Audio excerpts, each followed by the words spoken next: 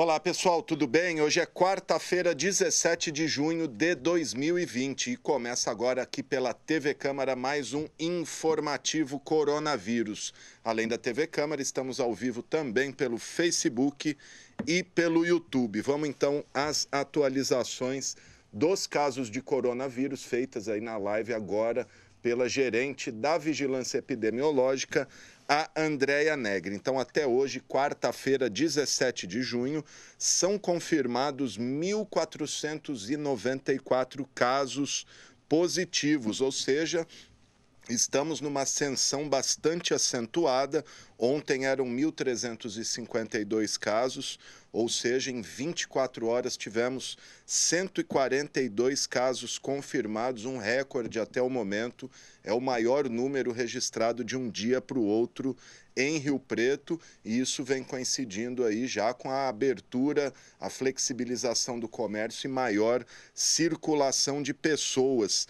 Tivemos também mais 3 mortes confirmadas, totalizando agora 43 mortes, né? É muita coisa aí, gente. Então, como disse a Andréia, o vírus está circulando e tem aumentado também o número de pessoas internadas. Até o momento, são 178 pessoas internadas com síndrome respiratória aguda grave, das quais 85 já foram confirmadas com Covid-19, as outras ainda aguardando o resultado, ou outras doenças respiratórias graves que se equiparam aí à Covid, né? Então, como disse a Andréia, é um momento preocupante, o aumento de casos, né? A incidência maior da doença. Então, para reduzir isso, não adianta, é só ficando em casa mesmo, saindo só para serviços essenciais. Até por isso, a Prefeitura apresentou um plano hoje de um mini lockdown, né, fechar tudo em Rio Preto aos domingos e também às segundas-feiras, e em compensação de terça a sexta o comércio ficaria 1 hora a mais aberto para evitar aí a aglomeração de pessoas, mas daqui a pouquinho a gente detalha mais esse plano. Lembrando ainda que as pessoas com qualquer quadro gripal, sintoma de gripe, antes de procurar qualquer unidade de saúde, ligar antes no 0800 7722 123, porque a maioria dos casos está sendo resolvida pelo telefone, e também vão te orientar certinho ali se procura uma UBS, se procura uma UPA, se fica em casa aguardando mais sintomas. Enfim, liga antes de sair, tire sua dúvida lá. Lembrando, como eu disse, estamos ao vivo aqui pela TV Câmara, temos aí os nossos telefones, o nosso WhatsApp, 991637905, e o nosso telefone fixo, 3214-7766. Passar um balanço rápido do mundo aqui. Os dados mais atuais apontam que em todo o planeta 7.941.000 pessoas estão infectadas, com pelo menos 434.796 mortes. O país com o maior número de infectados segue sendo os Estados Unidos, com 2.184.000 contaminados, e é também o país com o maior número de mortes, já totalizando 118.878 vítimas. No Brasil, os números são os seguintes: 934.769 pessoas infectadas, com 45.585 mortes. Os especialistas aí acreditam que até o final da semana, no Brasil vai ter mais de 1 milhão de pessoas infectadas. Somos o segundo aí já no número de infectados em todo o planeta. No estado de São Paulo, nós temos o seguinte número: 477 mil pessoas contaminadas, com 10.694 mortes. E assim como em Rio Preto, nas últimas 24 horas, batemos o recorde, em todo o estado de São Paulo também foi registrado um recorde de mortes nas últimas 24 horas, com 389 mortes, sinal que não está dando certo a abertura do comércio, mesmo que gradual. Houve um aumento muito maior de casos e incidências da doença. E sobre essa situação, esse estado de coisas e outras coisas mais, a gente vai conversar agora com o virologista e pesquisador da FAMERP, o Dr. Maurício Lacerda Nogueira, que também integra o Comitê Gestor de Combate ao Coronavírus em Rio Preto. O doutor Maurício está aqui no Skype comigo. Doutor, tudo bem? Me ouve? Tudo bem, estamos aqui. Obrigado por nos atender, doutor. Bom, vamos começar. Eu queria que o senhor fizesse um resumo para a gente. Estamos aí já com 6 meses, já quase, um pouquinho mais, do surgimento do novo coronavírus. De lá para cá, doutor, nas pesquisas, nos estudos, o que se descobriu de novo a respeito desse vírus? Olha, são 6 meses da emergência do vírus, foi no comecinho de dezembro. Nós temos, desde lá, conhecemos um vírus muito rapidamente, medidas de diagnóstico, processos de diagnóstico foram desenvolvidos, muito se compreendeu da forma de transmissão e de controle, ou melhor, da dificuldade do controle desse vírus. Está muito claro, não temos nenhuma medicação ainda disponível, porém as vacinas estão avançando rapidamente, que vão ser a solução definitiva para esse problema. O único problema é que essa solução definitiva ainda tem um certo prazo pela frente de, no mínimo, 6 a 8 meses e muito provavelmente 1 ano. Ô, doutor, o senhor falou da transmissão, que ele é um vírus muito violento, vamos dizer assim. O que diferencia esse tipo de coronavírus de outros coronavírus que a gente já teve epidemias aí há anos atrás, tivemos o SARS, a MERS, o próprio H1N1. O que diferencia esse novo coronavírus desses anteriores em termos de proliferação? Por que ele é tão contagiante, ele se transmite mais fácil? Vamos lá, vamos separar um pouquinho as coisas. O H1N1 é uma influenza, é um outro vírus, a gente até fala dele daqui a pouquinho, mas vamos falar primeiro dos coronavírus. Você falou do SARS e do MERS, que são coronavírus muito agressivos, mas eles transmitem muito pouco. Existem outros coronavírus com nomes estranhos, como 229, OC43, não vamos entrar em detalhes, que são vírus extremamente comuns, eles transmitem muito bem e são a maior causa de resfriados em adulto. Então, na verdade, esse novo vírus, ele junta um pouco da agressividade do SARS e do MERS, não tão agressivo, não patogênico, mas bastante grave, e a transmissão dos outros. Isso gera uma condição muito ruim, um grande número de casos e, consequentemente, letalidade ou letalidade, que é o que a gente não gostaria de ver. Tá certo, gente. Doutor, o senhor falou da vacina. Recentemente, o governador João Dória anunciou aí que o Butantan, em parceria com o laboratório chinês, está entrando já numa fase 3, já teste em voluntários com essa vacina. A gente tem também a notícia daquela de Oxford, também parece que vai testar 2.000 pessoas no Brasil. Queria que o senhor detalhasse mais essas vacinas e como são escolhidas essas pessoas que supostamente vão receber essa vacina e em qual o senhor põe mais fé, essa do Butantan em parceria com a China ou essa da Inglaterra? Olha, na verdade, a gente não vamos botar fé, vamos esperar a ciência, que eu acho que é o melhor. O fato é que tem várias vacinas, tem essa do Oxford, tem do Butantan, tem outras vacinas também que deverão ser testadas também aqui no Brasil. Todas elas estão numa corrida para o mercado. É até muito importante que nós tenhamos mais de um, porque nenhuma empresa sozinha vai ser capaz de produzir vacina para o mundo inteiro e basicamente é o que vai ser necessário. Então, são bilhões e bilhões de doses. Então, é uma corrida entre cada uma delas. Algumas vacinas vão ser bem-sucedidas, outras não vão funcionar. E não dá para falar exatamente como vai ser cada uma delas, porque cada uma delas tem o seu próprio protocolo. Mas, em geral, generalizando, como é que é feito esses estudos? Se procura uma população-alvo, uma população que está exposta, porque são estudos de eficácia, então eu preciso saber se a vacina protege, eu só vou saber se a vacina protege onde está tendo caso, tá? Então, veio o exemplo da vacina da dengue, também financiada pelo Butantan, que a gente conduz o estudo aqui em São José do Rio Preto. A gente trabalha numa área da cidade, cujo tem historicamente uma alta incidência de casos, que é a Vila Toninho. Você vacina uma parte da população.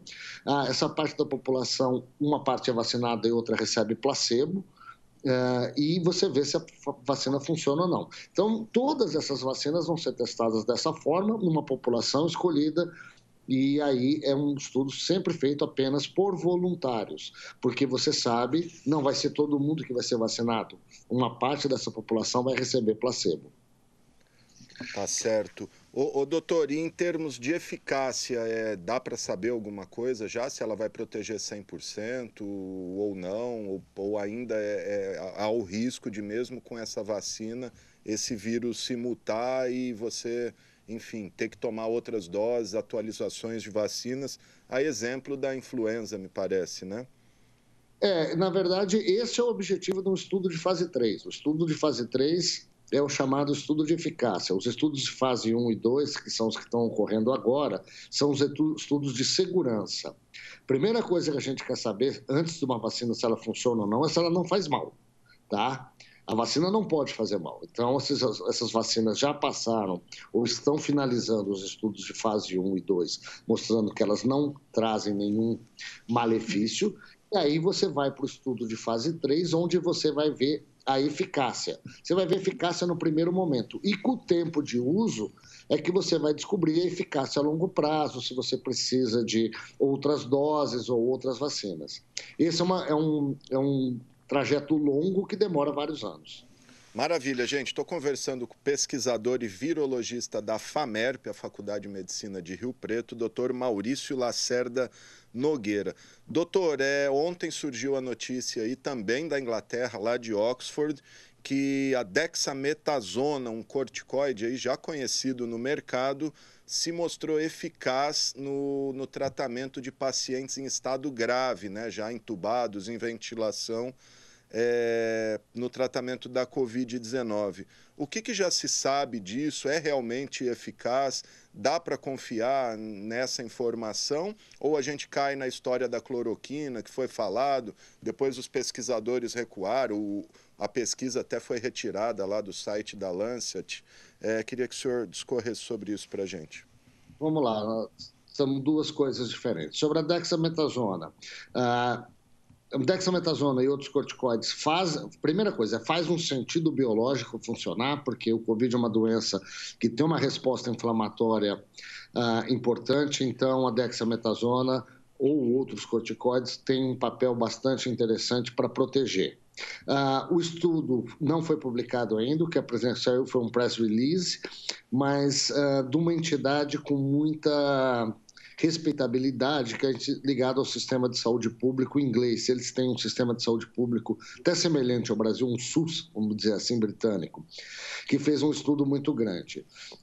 Duas coisas têm que ser levadas em conta pelos dados que nós vimos até agora. Primeiro essa dose, esse medicamento ele só foi eficaz em pacientes intubados, ou seja, pacientes em estado muito grave. E a eficácia disso daí é uma eficácia relativa. Basicamente, eu preciso tratar 8 pessoas para salvar uma, as outras 7 vão morrer do mesmo jeito. Então, quer dizer, muita calma. É uma boa notícia, porque nós não temos nada, mas também não é a solução dos problemas. E a segunda coisa importante é que ela só funciona em paciente com uma infecção grave. Então, e corticoide é uma substância que tem efeitos colaterais importantíssimos. Então, pessoal, muita calma, não vai sair comprando corticoide na rua e tomando, achando que vai proteger, porque não protege, ele diminui caso grave. E se você tomar corticoide há muito tempo, você realmente vai passar para o hospital, porque você vai ter uma série de efeitos colaterais extremamente graves e perigosos.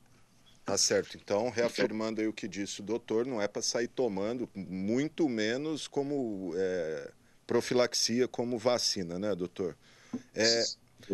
Doutor, reportagem hoje da Folha de São Paulo diz que a USP, a Faculdade de Biomedicina lá, acho que da USP, acho não, da USP, estão desenvolvendo um tecido com partículas de prata que poderiam inocular ou neutralizar o vírus depois de alguns minutos. O senhor tomou conhecimento disso? Por que isso? Por que a prata tem a ver com o vírus, doutor? Eu li por cima, não me chamou, para ser bem honesto, meu dia anda muito corrido e não está dando para ler com detalhes, mas também não me chamou muita atenção, porque a roupa não é o problema maior. O problema da transmissão é a transmissão de contato próximo, boca a boca, de conversa próxima e mão-boca, né? O contato em superfícies, principalmente maçanetas, portas, esse tipo de coisa. Então, de novo, não é a solução. Só existe uma solução no problema, até o momento. Eu acho que você estava assistindo a live também da Prefeitura, a live terminou com fique em casa. Não existe outra solução nesse momento, por enquanto. Maravilha, tá aí o doutor Maurício Lacerda Nogueira. Doutor, já caminhando para o final aqui, como disse o doutor, correria total aí, Famerp recebeu, me parece hoje, ou vai receber um ultra freezer para armazenar material genético do corona. Para que serve esse freezer, doutor? Ultra freezer?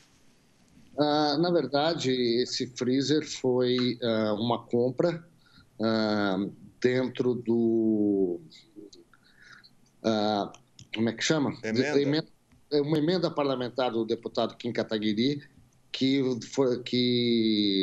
destinou R$500 mil para atividades de pesquisa da Famerp, eu agradeço aqui publicamente o deputado, e esse R$500 mil, a primeira coisa que nós compramos dentro da Famerp foi esse freezer, o Ultra Freezer, que é um freezer que mantém vírus viáveis a menos 90 ou menos 80 graus negativos, que é onde ele fica, o vírus pode ser congelado durante anos. Esse freezer vai nos permitir armazenar toda essa quantidade de vírus que nós estamos coletando nesse momento, e para que, num segundo momento, com calma, nós conseguimos sequenciar todos e entender como foi essa primeira onda, essa epidemia em Rio Preto, para que no futuro a gente saiba como controlá-la de uma forma melhor. Até para detectar eventuais mutações futuras, seria isso, doutor? Sem dúvida, nós vamos acompanhar o que aconteceu, o que está acontecendo nesse momento, que isso nos faz entender, conhecer a dinâmica da doença. Vou te dar um exemplo. Nós estamos aqui em Rio Preto há 15, 16 anos trabalhando com dengue, né?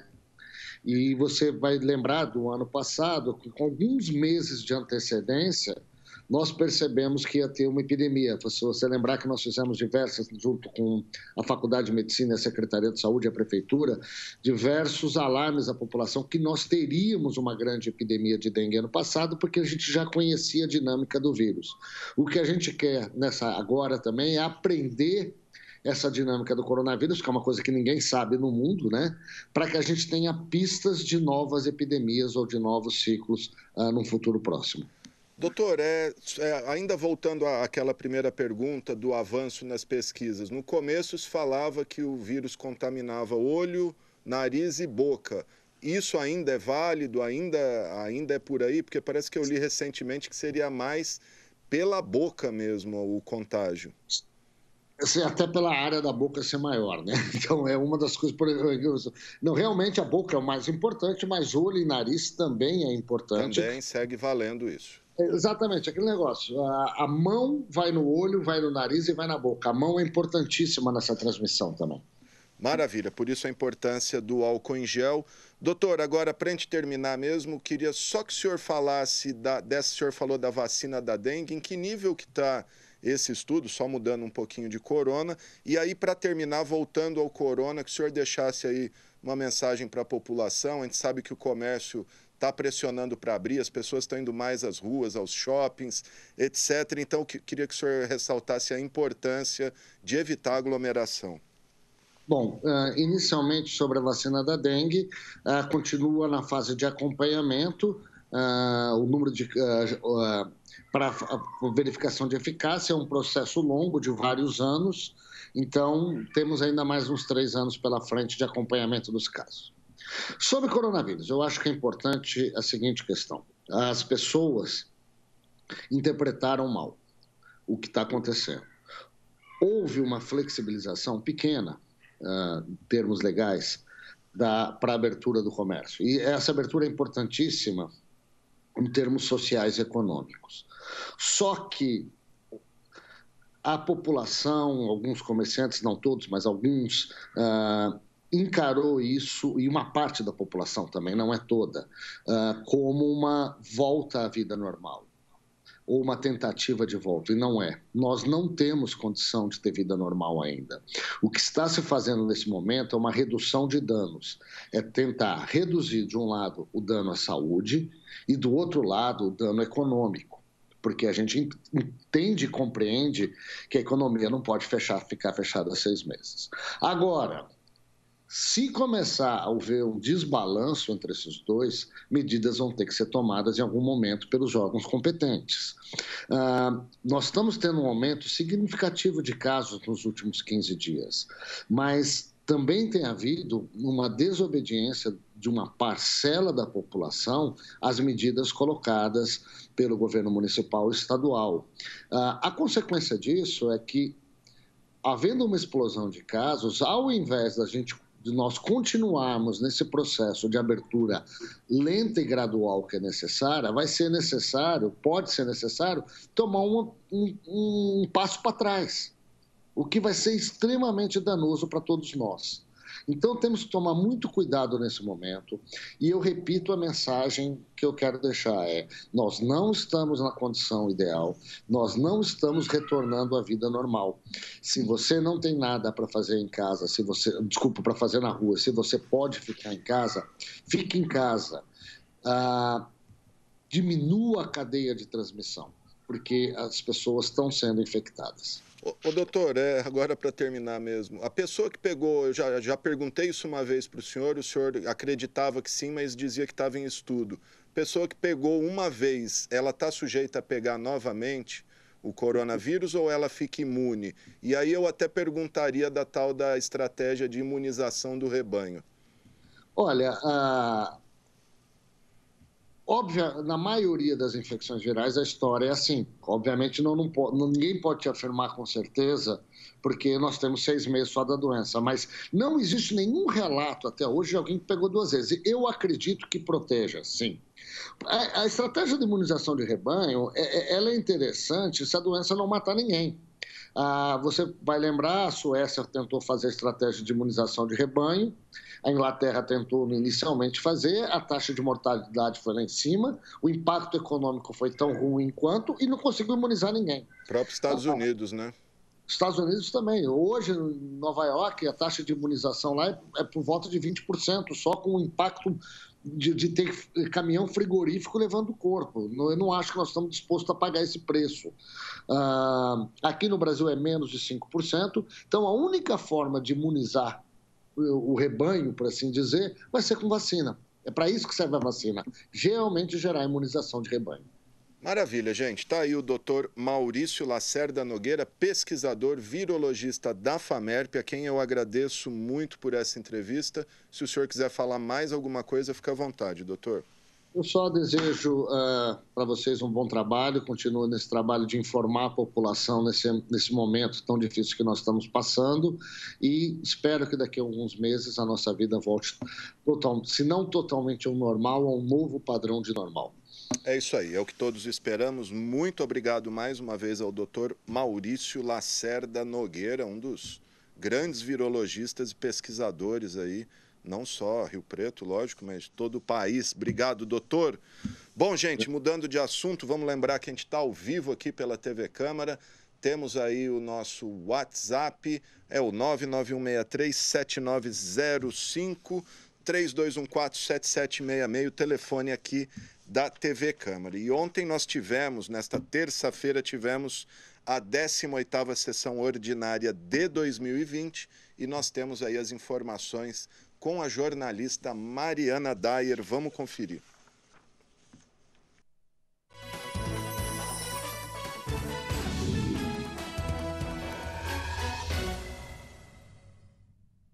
Os vereadores aprovaram 5 projetos durante a 18ª sessão ordinária de 2020.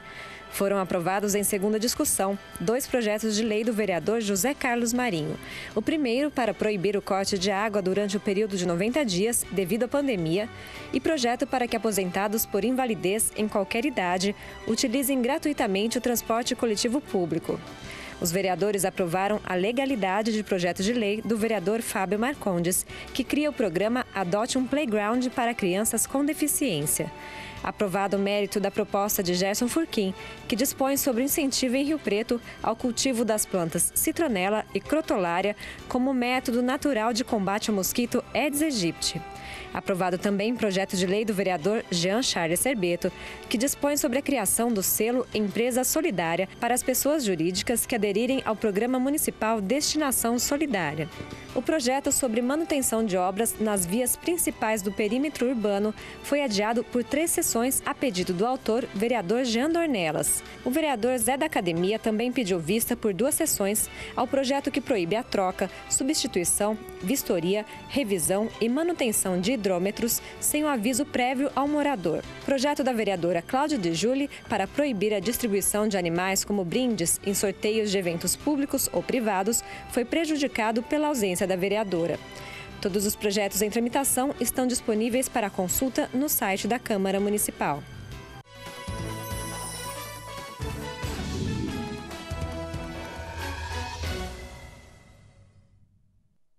Tá, então, gente, terça-feira que vem tem mais sessão ordinária aqui na Câmara Municipal, porque agora nós vamos conversar com o promotor de justiça, o doutor Carlos Romani. A gente vai repercutir esse abre e fecha, vai liminar, cai liminar, vem liminar, cai liminar, envolvendo os salões de beleza, barbearia, cabeleireiro, manicure, etc. E o doutor Romani, como sempre, está aqui no Skype com a gente.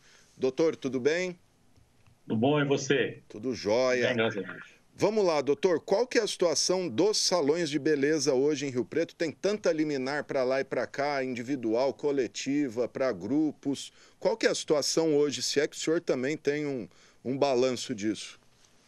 Olha, o que eu posso informar a quem está nos assistindo é que houve um pedido direto ao presidente do Tribunal de Justiça para que dê efeito suspensivo a todos os agravos do instrumento. É um recurso previsto legalmente no Tribunal de Justiça, do qual o próprio presidente reforma todos os agravos, não precisa ficar ingressando com agravo por agravo, né? Sujeito até algum desembargador negar esse efeito suspensivo desse agravo. Ora, o que fez o município? Encaminhou diretamente ao presidente do tribunal, como está previsto no regimento interno do próprio Tribunal de Justiça, e o presidente, então, deu o efeito suspensivo e suspendeu todas as liminares concedidas aqui em São José do Rio Preto, envolvendo as barbearias, os salões de beleza, entendeu? E também em relação às academias, que também a CIRP havia, salvo engano, não conseguiu aqui, foi ao tribunal, também não conseguiu lá reabrir as academias aqui em São José do Rio Preto. Eu creio que, com esses novos esclarecimentos prestados, não só no decorrer dessa última quinzena, envolvendo esse Plano São Paulo, ou seja, né, onde foram firmados melhores elementos para se saber como estão as regiões, a situação das UTIs, a situação das testagens das pessoas, né? A disponibilidade ou não de UTI, o aumento de casos, o aumento de pessoas contaminadas, propiciou uma nova avaliação do governo dentro do decreto do Plano São Paulo e agora, segunda-feira, foi editado pelo secretário da Saúde uma resolução, já que o próprio Plano São Paulo diz que não precisa o governador editar um novo decreto estabelecendo as fases ou os coloridos no mapa. Basta que o próprio secretário da Saúde, estadual da Saúde, baixe uma resolução determinando em que posição, em que fase está cada município do estado de São Paulo. Isso foi editado agora pelo secretário, no dia 15 de junho, agora segunda-feira. Portanto, até nova avaliação, que será realizada a cada 7 dias. Se em 7 dias uma área não melhorar, ela pode regredir. Se em 7 dias uma área não melhorar, ela pode, depois de outros 7 dias, ou seja, 15 dias depois, no final do mês, passar por uma fase amarela, que é o que não existe hoje no estado de São Paulo. Não tem nenhuma região na fase amarela. E não adianta os prefeitos baixarem decretos por pressão da comunidade, dos comerciantes, dos barbeiros, de todo mundo, porque não existe no estado de São Paulo nenhuma região que esteja no amarelo. Ou estão no laranja ou no vermelho, como Presidente Prudente, como a região de Bauru, incluindo, desculpa, a região de Ribeirão Preto, né? Não, de Ribeirão Preto, incluindo Barretos e Olímpia, aqui perto. Então, portanto, sim, não existe amarelo. Não existe mais. Eu ia até abordar, depois eu vou voltar a falar de Rio Preto, eu ia abordar com o senhor essa questão de Olímpia, porque Olímpia faz parte lá da região de Barretos, estava no amarelo, como o senhor disse, voltou para o vermelho, mas o prefeito de Olímpia meio que ignorou ali, mudou algumas coisinhas, mandou fechar bar, mas o comércio normal. É possível o prefeito atropelar o decreto estadual, doutor, ou isso vai ter consequência na justiça? Eu acho que terá consequência para ele, em especial, pessoalmente, para ele. Ele pode sofrer um grande revés, um processo até de responsabilidade. Porque onde já se viu baixar um decreto, sabendo que ele está numa uma área que agora é vermelha, certo? E ele entrou com um mandado de segurança no Tribunal de Justiça e nem foi avaliado ainda. Ele está achando que vai ganhar lá no tribunal e já baixou o decreto antes disso. O mandado de segurança dele nem obteve liminar ainda. Eu acabei de entrar no sistema, estou acompanhando o mandado de segurança dele. Afinal, aliás, né, o que está acontecendo no estado de São Paulo?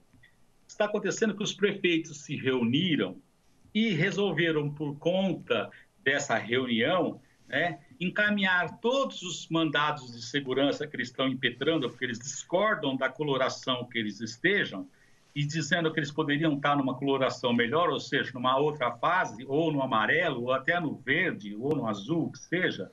E eles, então, combinaram de impetrar o mandado de segurança e encaminhar todos para um mesmo desembargador do Tribunal de Justiça, chamado Jacob Valente. Então, Tupã fez isso, Dracena fez isso, Panorama fez isso, em especial da região de Bauru ali, Prudente. Marília também fez isso, Bastos fez isso. E o prefeito de Olímpia, eu acho que combinado, conversado com esse pessoal dessa região aí que eu citei, né, resolveu também impetrar um mandado de segurança, encaminhando esse mandado de segurança para o Jacob Valente. Por que encaminhando para o Jacob Valente? Porque esse Jacob Valente foi o primeiro desembargador do órgão especial do Tribunal de Justiça que no dia 29 de abril, portanto, há quase 2 meses atrás, deferiu parcialmente uma liminar, certo, para o município de Bastos, permitindo que o prefeito, né, descumprisse alguma coisa do decreto estadual até então existente, porque depois de abril para cá nós tivemos vários decretos estaduais, nós tivemos o segundo plano de São Paulo, tivemos o primeiro plano de São Paulo, o segundo plano de São Paulo que acabou de sair, e o que acontece? Ele também, esse mesmo desembargador, em razão de ter proferido essa decisão de Bastos, também permitiu que Tupã flexibilizasse contra o decreto estadual e também permitiu Marília que fizesse uma flexibilização dela lá, do próprio município, contrariamente ao decreto estadual. Aí o que acontece? Todos os prefeitos resolveram investir no Jacob Valente, porque é o único do Estado, desembargador do Tribunal de Justiça, que está concedendo parcialmente alguma liminar. Ocorre que o prefeito de Olímpia, desculpe o termo, caiu do burro. Por quê? Porque o Jacob que ele enfrentou segunda-feira passada agora caiu para o Francisco Cascone, lá no tribunal. Então, e como esses mandados de segurança estavam meio paralisados lá no tribunal, O que nós resolvemos fazer? Pedir para a Procuradoria-Geral do Estado e para o Ministério Público tocar esses processos, mandados de segurança que estavam meio parados lá no tribunal, para que a gente possa, o quê? Reformar a decisão do desembargador lá, através de um recurso chamado agravo interno. Então, portanto, se os prefeitos dessas regiões estão achando que podem obter liminares junto a esse desembargador, eu creio que agora a porteira fechou. Maravilha. Doutor, só voltando à questão, a gente falou lá das liminares, então a situação atual, não tem ninguém que pode abrir em Rio Preto em relação a salão de beleza, etc., e academia. Rapidamente, só está tudo fechado. Não tem, porque nós estamos no laranja, e o laranja não permite. Sim, mas nenhuma decisão, não tem mais nenhuma. Caiu, o presidente derrubou tudo.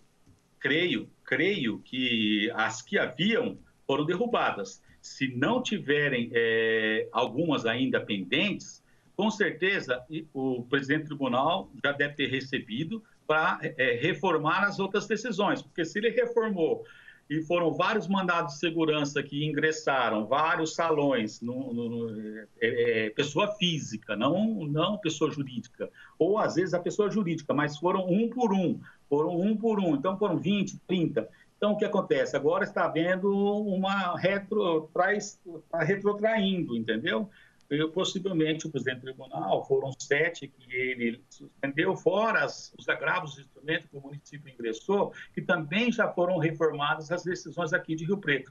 Essa soma, na verdade, o Alexandre, você deveria obter junto à Procuradoria-Geral do município.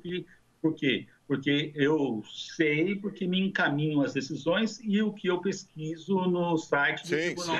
É que nos últimos dias foi tanta liminar, foi tanta decisão aí que a gente fica até meio perdido, né, doutor?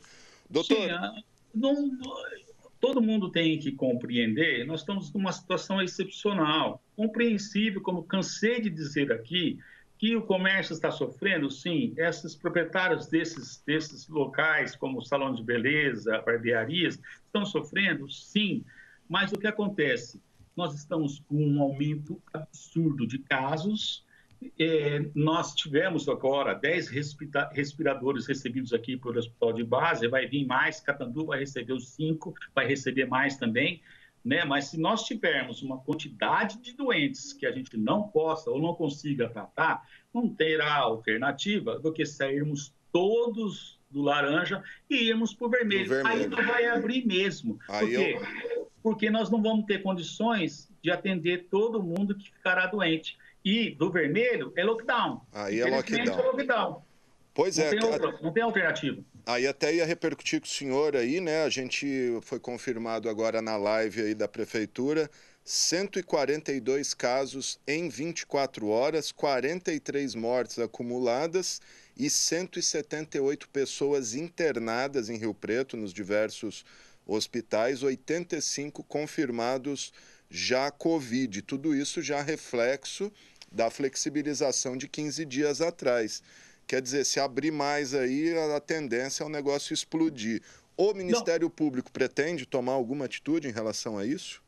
Não tem atitude contra a população, que não tem consciência. Nós vamos prender todo mundo? Tudo bem, o comércio não tem culpa. Como diz aí a CIRP, nós não temos culpa do aumento de casos. Nós atendemos, damos, nas 4 horas que nós temos, né, o comércio, damos todo o IPI, fornecemos máscara para quem não tem, damos álcool em gel. O comércio não é culpado, vamos assim dizer, disso tudo que está acontecendo, desse aumento abusivo. Quem é que está sendo culpado é quem está, o quê? Desrespeitando o isolamento social. Quem não respeita o isolamento social, vai no comércio para passear, você está entendendo? Está o quê? Está propenso a pegar o vírus, ou se ele tiver com o vírus, transmitir para 3 pessoas. Aí vai aumentando de 3 para 12, 12 para 20, e assim sucessivamente.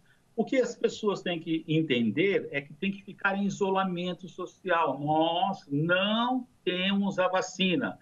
A única vacina que nós temos hoje é a máscara quando a gente pode sair, para ir num supermercado, para ir numa farmácia, para algo urgente, não para ir passear no calçadão.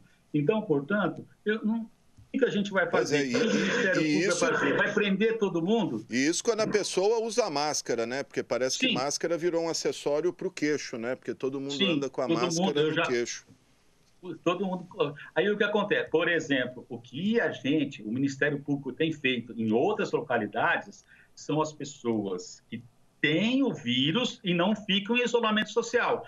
Então, eles querem circular. Essas pessoas estão sendo presas, essas pessoas estão sofrendo multas pesadas e ficando reclusas obrigatoriamente na sua casa. Isso porque a lei permite que isso seja feito. Bom, mas a pessoa mesmo, testou positivo, está desrespeitando o isolamento social. Por quê? Se você testou positivo, você tem que ficar 14 dias em isolamento social.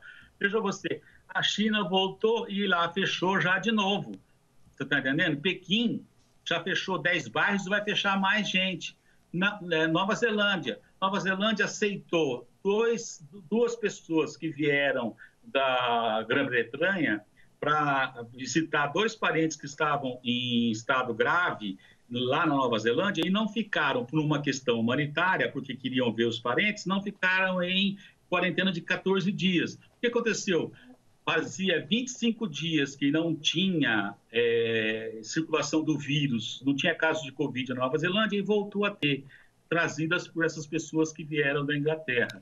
Então, portanto, essa é a questão. Rio Preto precisa entender, e a população precisa entender, que nós temos que ficar em isolamento social. Sim. É a única solução que a gente tem.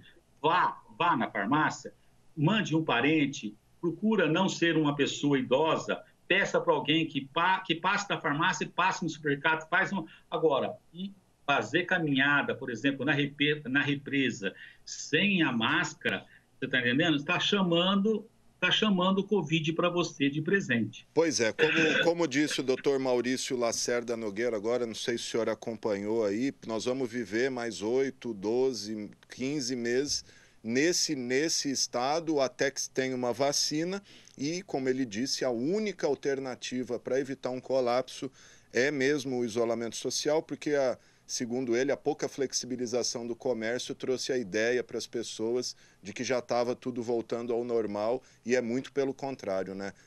Até uma questão aí humanitária para salvar um pouco o comércio, mas não é para as pessoas acharem que está tudo normal. Doutor, obrigado. Quer falar mais alguma coisa aí? Não, eu só quero dizer que nós temos que ter consciência. A população tem que ter consciência.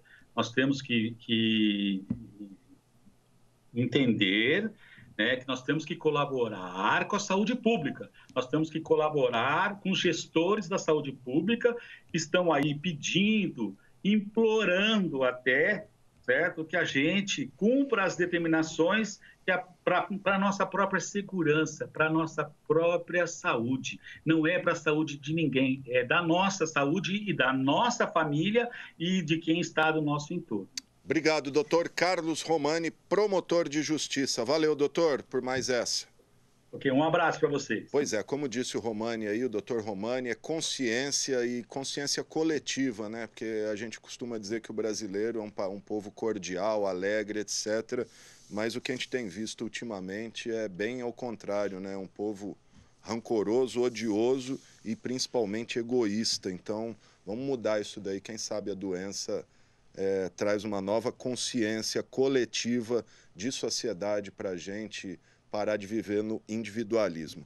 Bom, vamos lá. A Prefeitura disponibiliza ferramenta digital para empresários e comerciantes consultarem aí por palavra-chave, tipo um Google, as regras de funcionamento de cada setor durante a pandemia. Então, você tem uma padaria, põe lá padaria, vai dar o horário que você pode abrir, quando pode, etc. Mas nós temos todos os detalhes aí com a jornalista Mariana Dyer. Vamos conferir.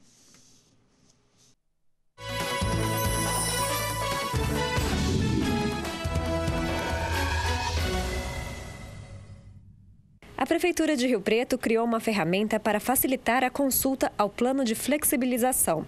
Ela está disponível no portal da Prefeitura e traz a lista de estabelecimentos e serviços por categoria. É possível consultar a indicação de horários e condições para o funcionamento de cada tipo de estabelecimento no período de pandemia. Também pode ser feita uma busca por termos que agiliza a pesquisa. As informações do site serão atualizadas sempre que houver alteração no nível de flexibilização para funcionamento do comércio.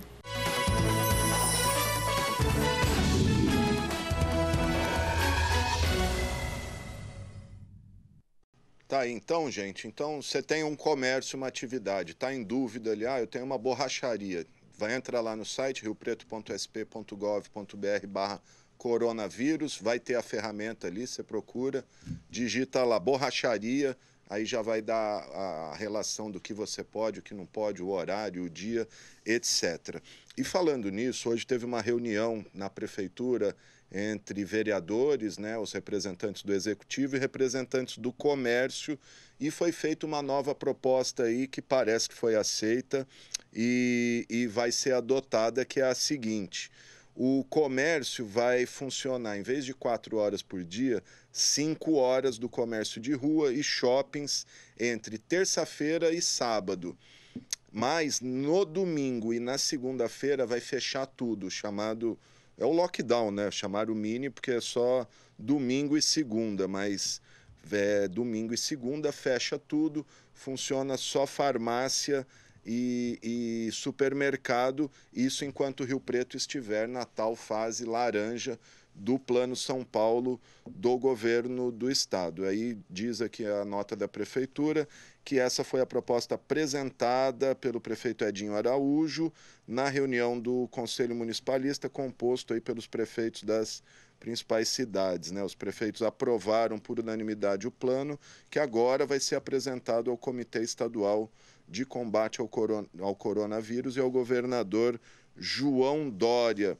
Então tá aí, esse plano certamente deve ser adotado aqui, até porque um dos questionamentos que tem sido feitos pelo comércio é por que 4 horas?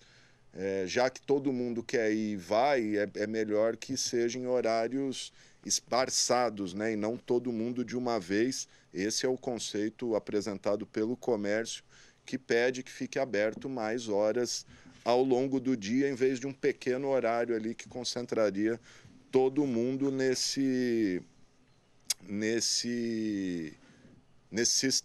horário, né? Aí não é no horário acumulado da semana, não haveria alteração significativa, porque hoje o comércio de rua funciona 24 horas na semana e passaria para 25 horas.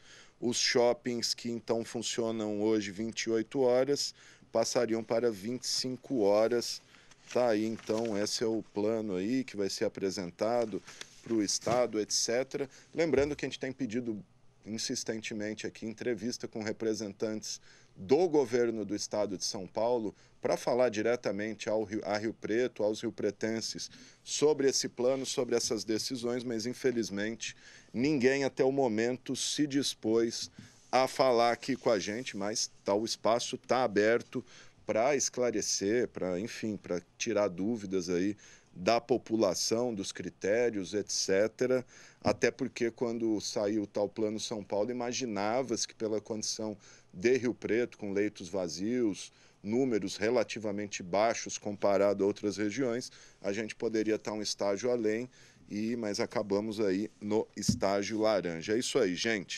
Então encerramos assim o informativo coronavírus.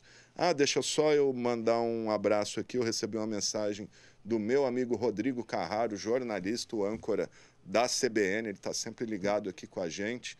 Obrigado, Rodrigo, eu também estou sempre de olho na CBN. É isso aí, a imprensa tem papel importantíssimo nesse momento de crise que a gente vive, até para esclarecer e levar informação à população. Então, agora sim, a gente encerra o informativo coronavírus desta quarta-feira, contou com os trabalhos técnicos do cinegrafista Eude Russo, do controle mestre Fernando César, GC e produção de Fernando César e Mariana Dyer, e do operador de áudio Flávio Furlaneto. Lembrando que o momento é, como temos sempre dito aqui, de seguir as orientações das autoridades sanitárias e permanecer em casa, sair só para serviços essenciais, Como disse o virologista, o Dr. Maurício, não é porque abriu uma loja de sapato que voltamos ao normal, ainda estamos em quarentena, o vírus está circulando e os números estão crescendo assustadoramente, inclusive as internações. Então vamos ficar em casa, gente. A gente vai encerrar aí com uma música que é um hino aí da liberdade, né? Que é o Para Não Dizer Que Não Falei das Flores, do Geraldo Vandré. E na sequência eu vou fazer uma homenagem ao meu amigo, meu parceiro Fernando Marques. A gente vai passar um documentário recuperado por ele da Cometa Filmes, que é da administração do já saudoso Dr. Wilson Romano Calil. Um vídeo muito bacana, colorido, sobre os 4 anos da gestão do Dr. Romano Calil, um dos maiores prefeitos que Rio Preto já teve, 1973, 1976, entre as grandes obras do Dr. Wilson, o viaduto João 23, mais conhecido como Jordão Reis. É isso aí, gente. Amanhã, 10h30 da manhã, a live e, na sequência, o nosso informativo. Até lá. Caminhando e cantando e seguindo a canção, somos todos iguais, braços dados ou não, nas escolas, nas ruas, campos, construções, caminhando e cantando e seguindo a canção. Vem, vamos embora, esperar não é saber. Quem sabe faz a hora, não espera acontecer. Vem, vamos embora, que esperar não é saber. Quem sabe faz